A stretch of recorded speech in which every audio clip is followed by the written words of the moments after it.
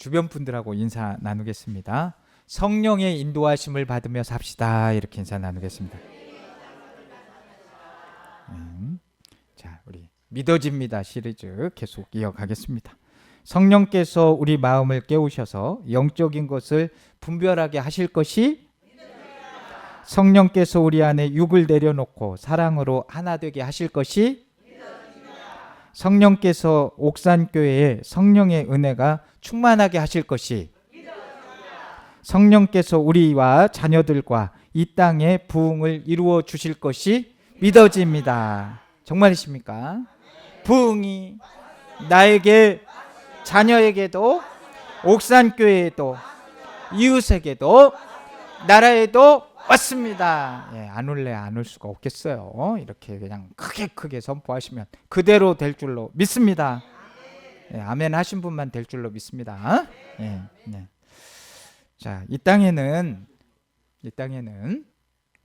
보이는 세계가 있고 보이지 않는 세계가 있다고 말씀드리고 있습니다. 이 보이는 물질 세계와 보이지 않는 영적 세계는 각각의 원리가 있다 그랬죠. 물질 세계에 시공간이 있고 영적 세계에도 시공간이 있습니다.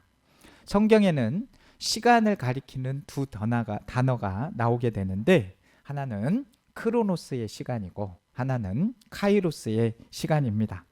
크로노스는 연대기적으로 흐르는 시간을 크로노스라고 하죠.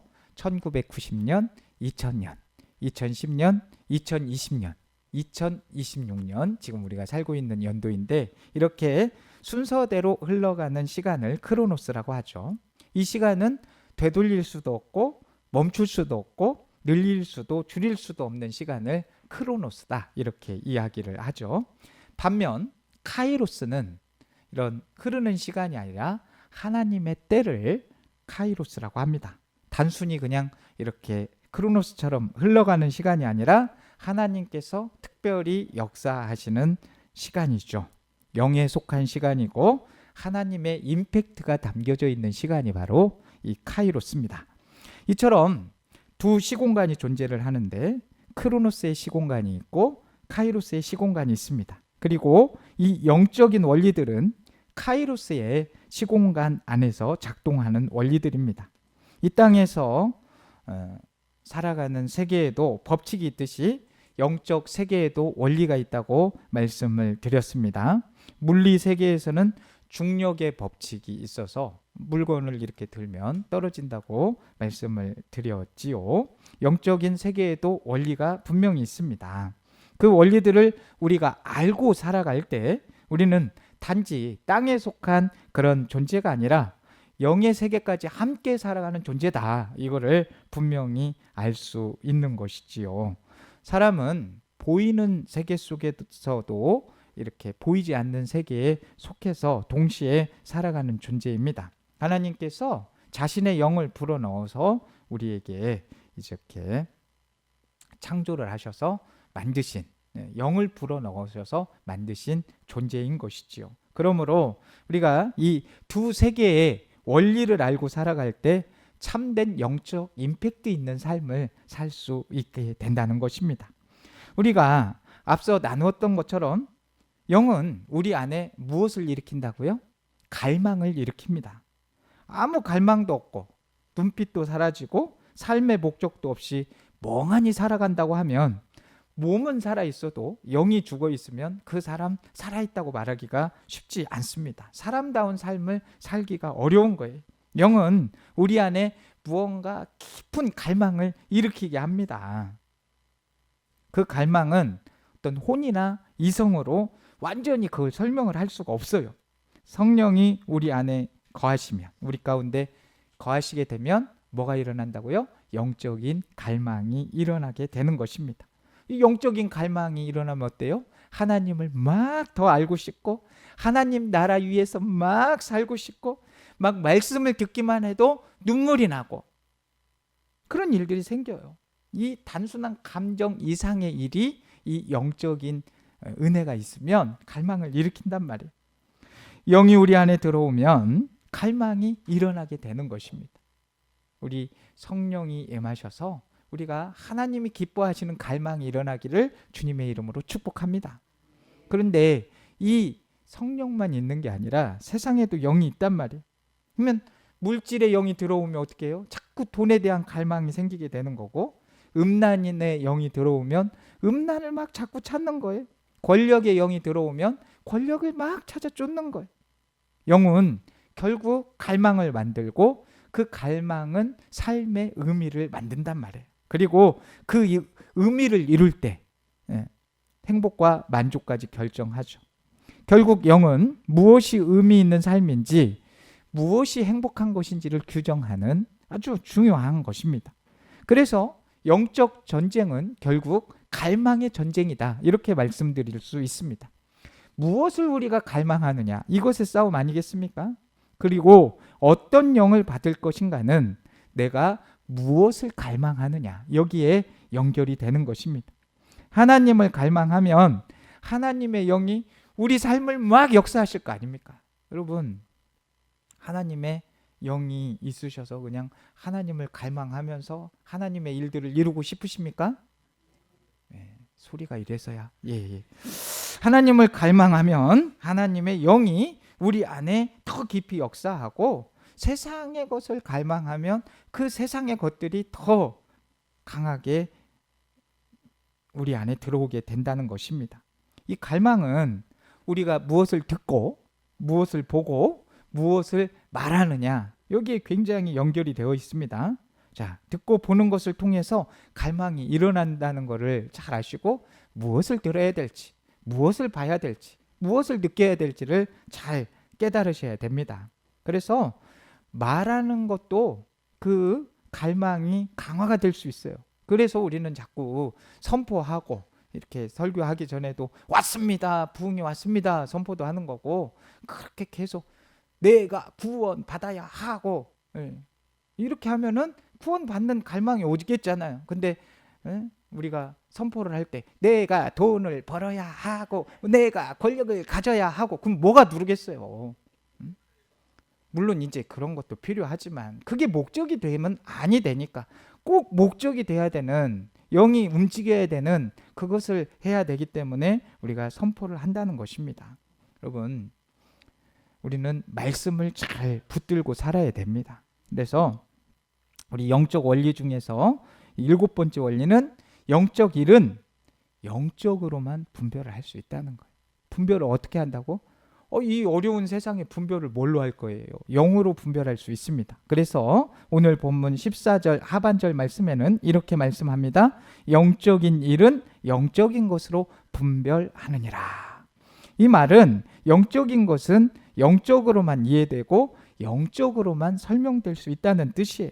혼과 육으로는 영적인 세계를 온전히 이해할 수가 없는 거죠.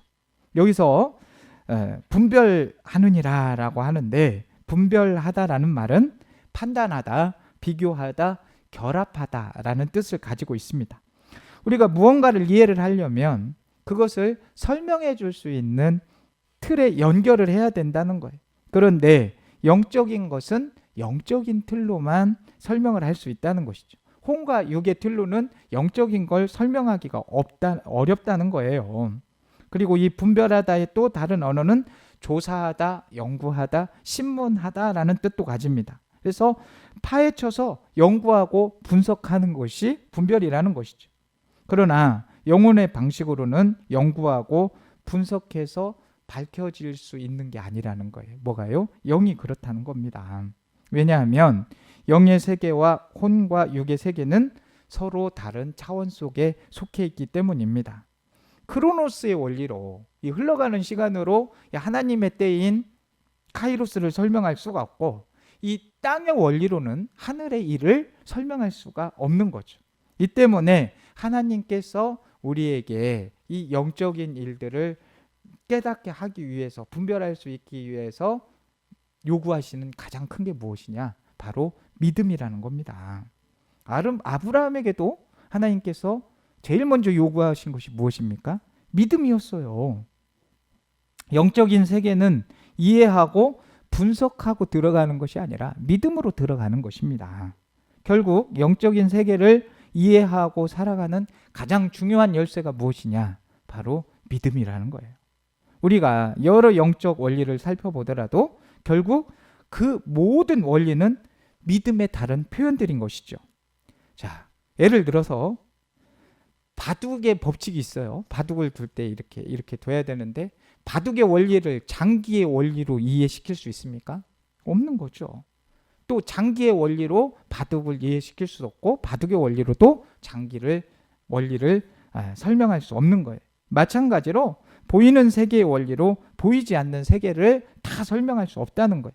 그래서 예수님께서 말씀하시죠. 살리는 것은 영이니 육은 무익하다라고 한 겁니다. 왜요? 생명은 영에 속했기 때문입니다. 육은 이 땅에서 생존 관계와는 연결이 될 수 있을지 몰라도 이 육은 참된 생명을 만들어낼 수는 없다는 것이죠. 육에 속한 사람은 영의 일을 알 수도 없고 설명할 수도 없기 때문입니다.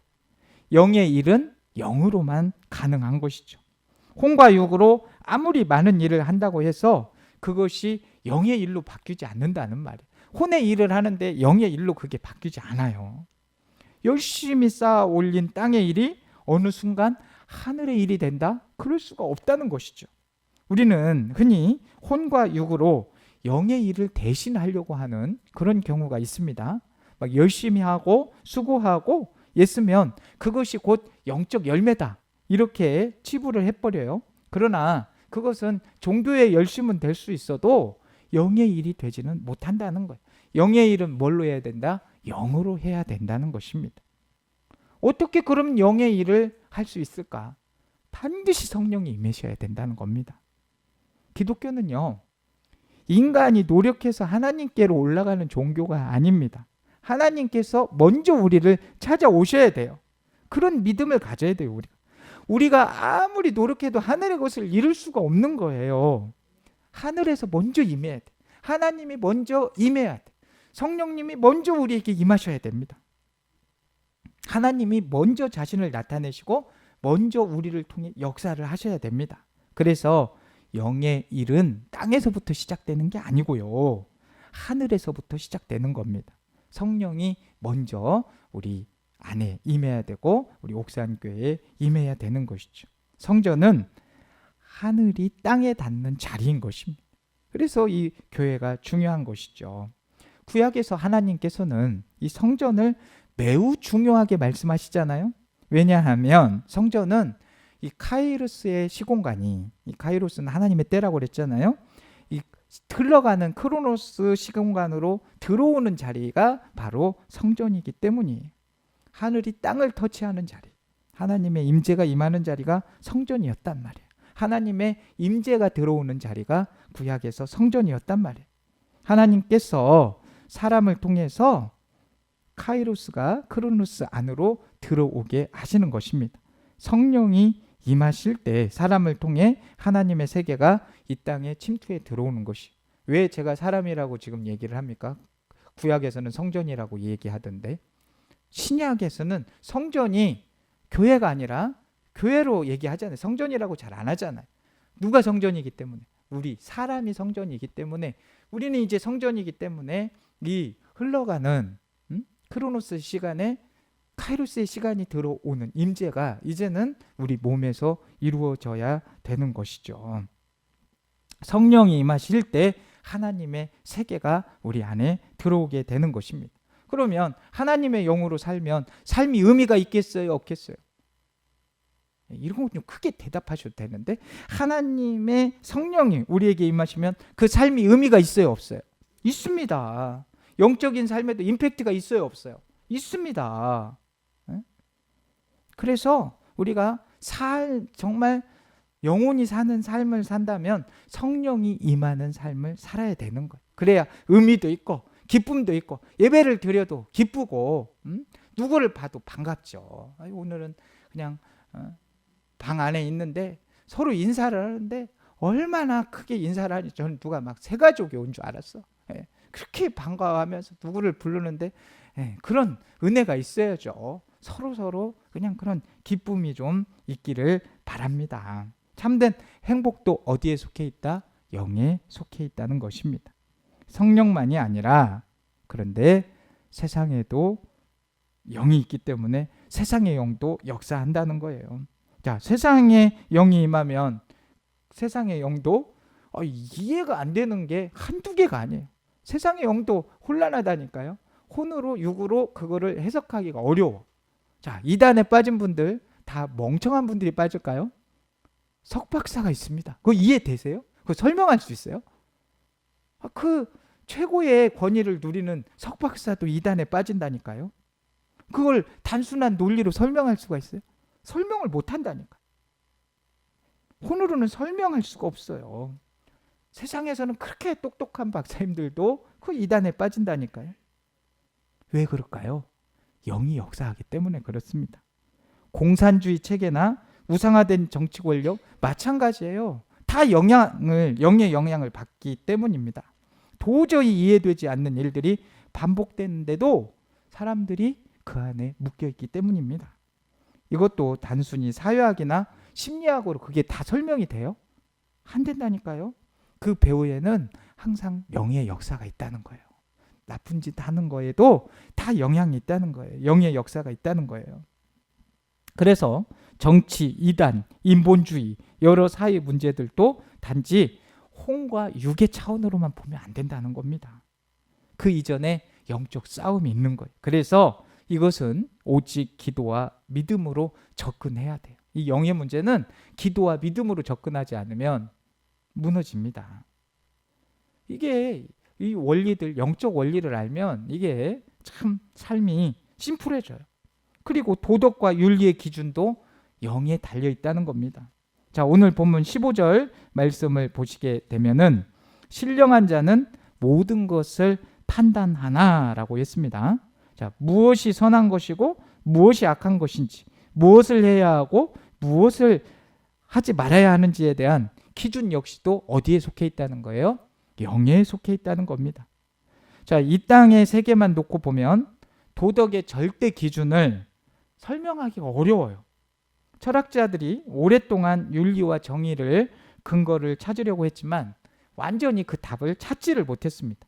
왜냐하면 도덕과 윤리의 궁극적인 근거는 영에 속한 것이기 때문이에요. 예를 들어서 사람을 죽이는 것이 왜 악한 것입니까? 성경은 분명히 말하잖아요. 살인하지 말라. 하나님의 명령입니다. 사람 죽이지 말라 그랬어요. 자, 사람이 사람을 죽이는 것이 악한 이유는 하나님의 말씀이 그렇게 선언을 하셨기 때문이에요.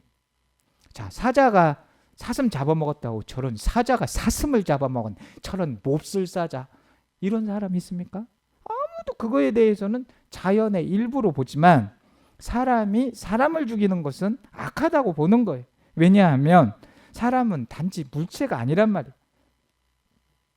그냥 물질 세계의 그냥 단순한 생명체가 아니에요. 왜? 사람은 영에 속한 존재이기 때문입니다.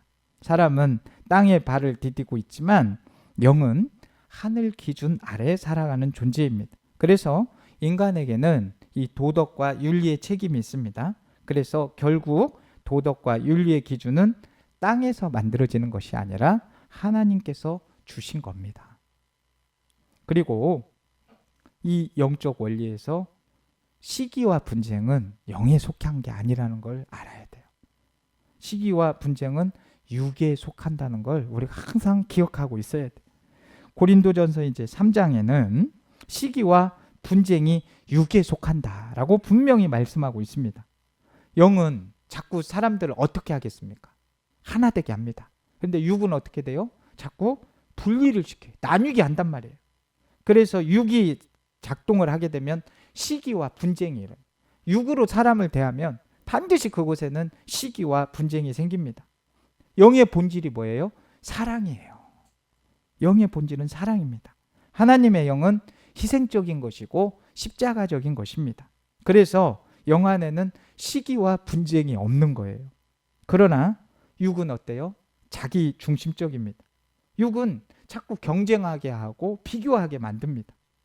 육은 나와 너를 막 나눠. 나는 나고 너는 너고. 그래서 분명히 나눠버린단 말이에요. 그러면 어떻게 됩니까? 나는 나고 너는 너는데 서로 다른데 갈등이 생기겠어요? 안 생기겠어요? 그리고 다르다고 정도가 아니라 완전히 이제는 내 중심이 되면 너는 틀렸어. 이게 되기 때문에 갈등이 생긴단 말이에요. 참 신기하지요? 육은 내가 먹으면 배가 불러요. 나만 배불러요. 네? 그래서 먹으면 내 거 먹으면 나만 배불러요. 다른 사람이 배불러요. 나만 막 먹고 너도 배부르지? 그러면 어떻게 해요? 욕 엄청 얻어먹죠. 지만 다 먹고는 그냥 에? 그렇게 됩니다. 그런데 영은 어떻습니까? 영은 나눈단 말이에요. 그래서 우리가 말씀의 은혜를 받고 간증을 통해서 나누게 되면 그 사람도 은혜를 누리게 된단 말이에요. 그래서 같이 나누게 되는 거예요. 은혜를 누리게 된다는 거예요. 누군가가 은혜를 받으면 그 옆에 있는 사람들은 은혜가 충만해지는 거예요. 그래서 저와 우리 성도님들은 누가 됐든지 간에 내가 은혜 있는 사람이 되어서 서로에게 은혜를 나누는 사람이 되기를 주님의 이름으로 축복합니다. 누군가 은혜를 받으면 그 옆에 있는 사람들이 은혜가 되지 않겠어요? 그래서 그냥 우리 장로님만 보면, 우리 권사님만 보면, 우리 집사님만 보면 그냥 은혜가 그냥 저절로 오네 이래야 되지. 아이고 우리 목사님 제발 좀 안 왔으면 좋겠네. 내 옆으로 좀 우리 목사님 안 왔으면 좋겠네. 아유 막 보기가 어렵네. 우리 목사님 보기가 어렵네. 이러면 되겠냐는 겁니다. 여러분, 영적인 공동체는 옳고 그름만을 막 날카롭게 따지는 그런 공동체가 아니에요. 물론 경우에 따라서 시시비비를 가릴 때는 또 가려야 되지요. 그러나 많은 경우 우리는 하나님 때문이 아니라, 하나님 나라 때문이 아니라 내 억울함과 내 유익 때문에 옳고 그름을 따지는 경우가 많습니다. 그러면 그게 육적인 반응일 때가 많단 말이에요. 영적인 공동체는 누가 옳은가 보다도 어떻게 하나 될 수 있는가, 이게 초점인 것입니다. 어떤 관계에도 끝까지 옳고 그름을 따져가지고 가는 관계는 그 한 사람이 이겼다 생각하죠. 관계는 끝나버립니다. 그 관계는 남을 수가 없어요. 더 중요한 것은 사랑으로 하나가 되는 것입니다. 교회도 그리스도의 몸이잖아요. 옳고 그름을 다 따져서 결국 상처와 분열만 남는다면 그것은 영적인 길이 아니게 되는 것입니다. 영적인 삶은 어떻게 하면 하나가 될까? 이거를 먼저 생각하는 삶입니다. 요즘 많은 교회들이 의외로 싸움을 하는 경우가 상당히 많이 있습니다. 그래서 혼란에 빠진 경우가 많이 있다는 것이 이런 데에서 나오는 것입니다. 영은 자기를 낮추는 것이고 하나님을 높이는 것입니다. 고린도전서 3장 5절에서 7절 말씀에 이렇게 말씀을 하고 있죠. 나는 심었고 아볼로는 물을 주었을 때 오직 하나님께서 자라게 하셨나니. 자, 영은 자기를 낮추고, 여기 보십시오. 나는 심었고 아볼로는 물을 주었고, 자기들은 그냥 해야 될 일 하고 열매를 맺게 하신 분이 누구시다? 하나님이시다. 영은 자기를 낮추고 하나님을 높이지만 육은 반대로 합니다. 자기를 높입니다. 육은 자랑하고 싶어하고 인정받고 싶어하고 높아지고 싶어합니다. 그래서 계속해서 자기 자랑을 하죠. 그러나 영적인 사람은 자기를 드러내는 게 아니라 누구를 드러낸다고요? 하나님을 드러내는 것입니다. 사람의 인정과 칭찬을 구하지 않습니다. 왜냐하면 사람의 칭찬은 땅에 속해 있기 때문이죠. 영적인 사람은 하나님이 높아지시면 기뻐하고 하나님이 드러나면 즐거워하는 겁니다. 반대로 하나님이 무시당하고 하나님의 일이 드러나지 않으면 마음 아파하는 거예요. 사람의 칭찬에 중독이 되게 되면 평생 사람의 비위만 맞추게 되는 것입니다. 그러나 하나님을 높이는 삶은 참으로 복된 삶이죠. 거룩함은 성전에 반드시 필요합니다. 고린도전서 3장 16절에서 17절 말씀에 우리가 하나님의 성전이라고 분명히 말씀하잖아요. 그런데 성전에 요구되는 게 뭐예요? 거룩함이라는 거죠. 성전은 왜 거룩해야 된다고 말씀을 드렸습니까? 하나님의 카이로스가, 하나님의 때가 우리의 흘러가는 시간에 임재를 해야 되기 때문에, 그 통로가 되기 때문에 성전은 거룩해야 되는 겁니다. 우리는 그래서 거룩해야 되는 거예요. 그래야 하나님의 임재가 우리를 통해서 이 땅에 흘러가게 되는 거 아니겠습니까? 우리가 흔히 영적 성장 이러면 영이 자란다고 생각을 하고 있습니다. 물론 그 말도 맞겠지요. 그러나 영이 자라는 것도 중요하지만 우리의 혼이 변화돼야 되는 것입니다. 영이 자란다는 건 혼이 반드시 변화가 있어야 돼요. 우리의 생각과 감정과 의지가 성령의 다스림을 받는다면 그 성령님의 순복을 하는 거예요. 우리의 육이 성령님께 순복을 하는 것입니다. 그래서 영적 훈련은 우리의 영을 훈련시키는 게 아니라 우리의 혼이 영을 따라가도록, 더 그 영을 담아내도록 우리 혼을 훈련한다고 보면 되시겠습니다. 자, 하나님께서 아브라함에게 말씀하셨죠? 너는 눈을 들어 동서남북을 바라보라. 그 땅을 종과 횡으로 행하여 보라. 내가 그것을 내게 주리라. 자, 근데 지금 동서남북이나 그 땅을 종으로 횡으로 보나 그것을 내게 주신다겠는데, 아브라함이 지금 말씀하신, 하나님이 지금 말씀하신 그 땅을 처음 보는 걸까요? 지금 이것을 처음 듣는 걸까요? 아브라함은 그 땅을 처음 본 게 아니었을 겁니다. 전에 이미 수없이 보았겠죠. 수없이 그 땅을 밟고 다녔겠죠. 그런데 왜 그 이전에는 아무 일도 일어나지 않았고 이때는, 이 하나님의 말씀을 받았을 때는 영적 임팩트가 일어났냐는 겁니다. 차이는 단 하나라는 거죠.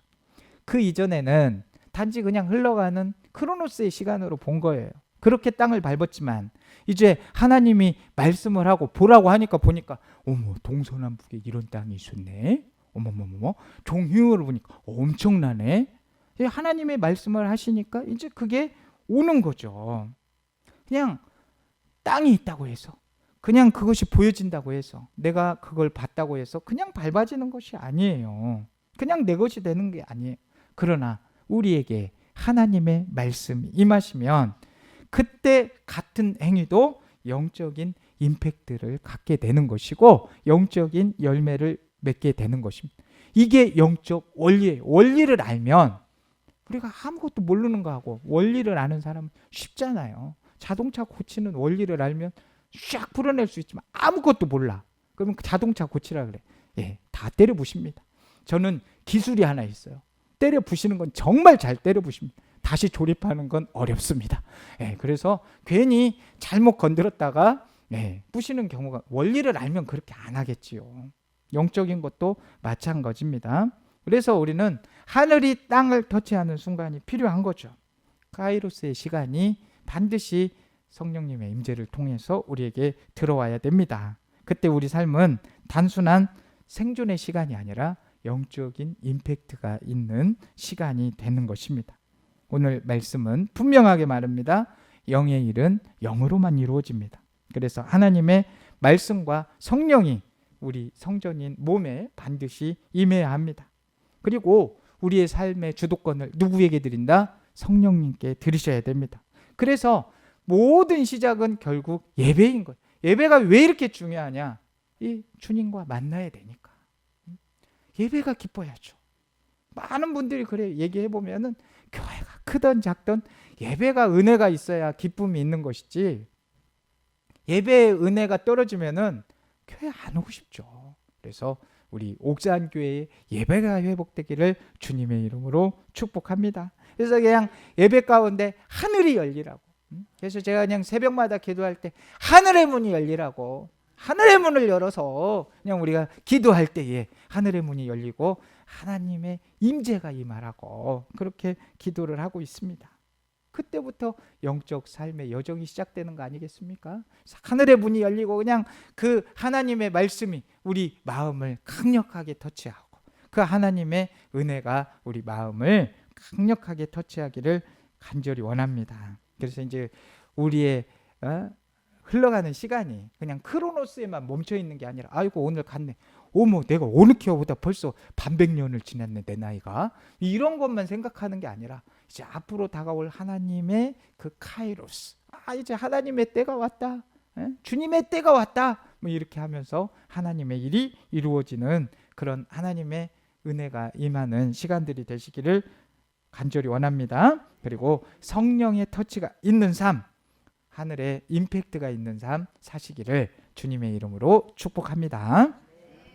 사랑의 하나님 아버지, 오늘 또 귀한 말씀으로 저희를 깨워주시니 감사합니다.